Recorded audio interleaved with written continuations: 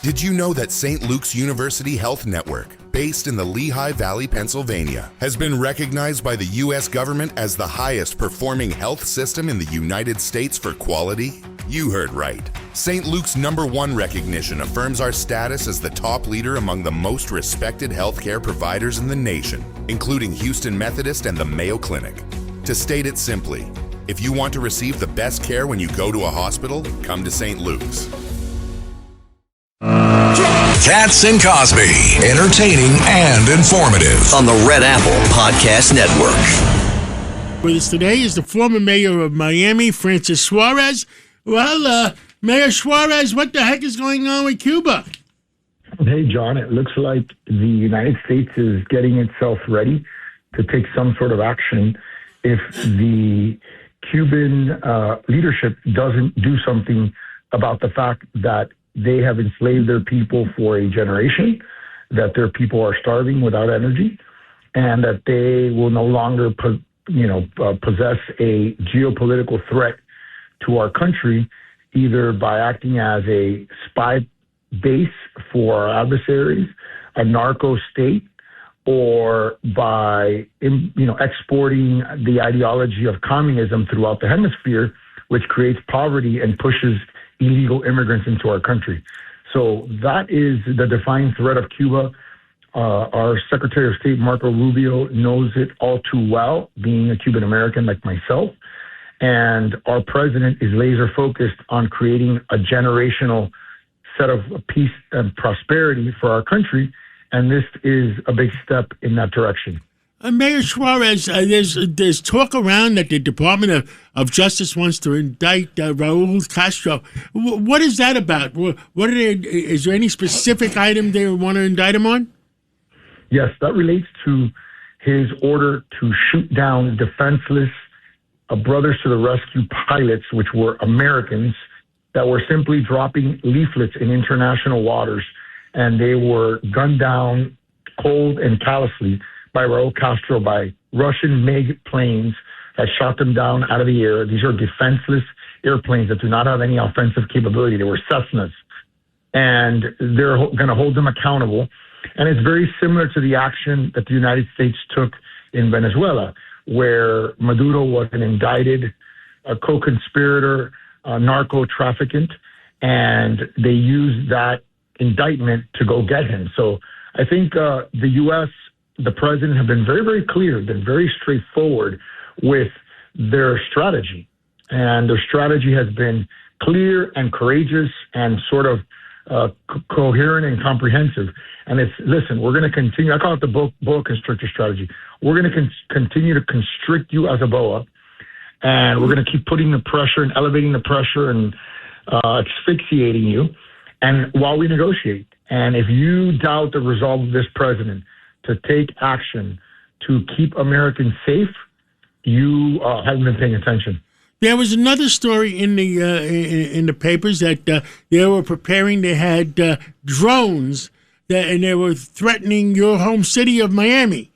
Was that fake news, or was that? Where would they get the drones from? Well, and the story was, you guys, was that they were buying them. That Cuba, Mr. Mayor, was buying them what? From Russia and Iran. Yeah, exactly. So how were they? Are they able to buy them?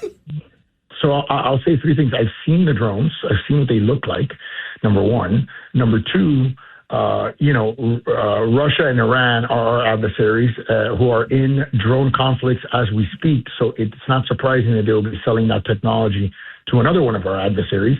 And there were further reports that there were Iranian advisors that were advising Cuba how to penetrate our defenses, similar to how Iran has able to maintain control of Hormuz and strike some U.S. military bases. So that there was sharing information was part of the very detailed reports.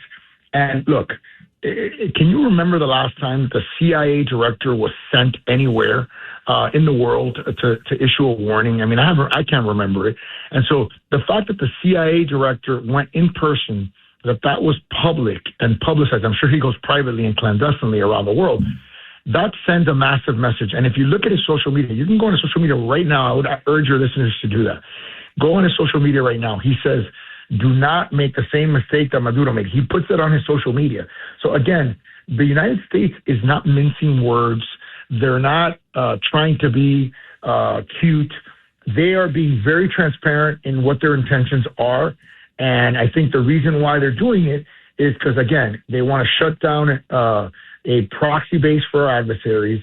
They want to shut down this narco state, and they want to shut down the main exporter of the antithesis of our ideology, which is communism, throughout the hemisphere that propels poverty and illegal immigration into our country. Judge Weinberg. Mr. Mayor, good to talk to you again, sir. Is there any kind of opposition that's responsible and centrist and common sense and believe in freedom and democracy who can take over Cuba? You mean like a Maduro replacement, sort of? Yeah, well, Rodriguez is part of the team, so we made a deal with her, and that's swell, but she's still a communist, and she's still Maduro's handpicked person. Is there anybody in Cuba who can come to the fore? Look, I think that there's widespread protest from the Cuban people, number one. There's all kinds of very prominent political dissidents in Cuba, many of which are in jail right now.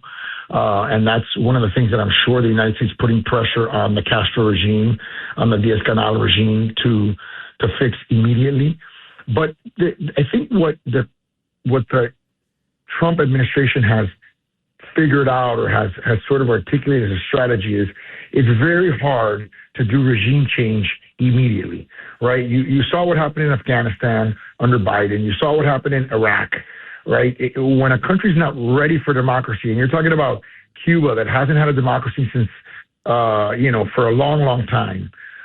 This is not a country that you can just flip a switch and say, hey, we're going to go to democracy tomorrow. So how the U.S. goes from, holding people accountable. They just sanctioned some of their generals, assemblymen, and party members as well, knowing that, these people are the people that have the country's wealth, billions and billions of dollars in the country's wealth, when most people live off $5,000 of per capita income a year.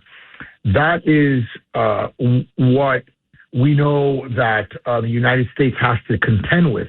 You're talking about a broken infrastructure, a broken people, no private sector industry. So it's very hard to flip a switch and create a democracy overnight.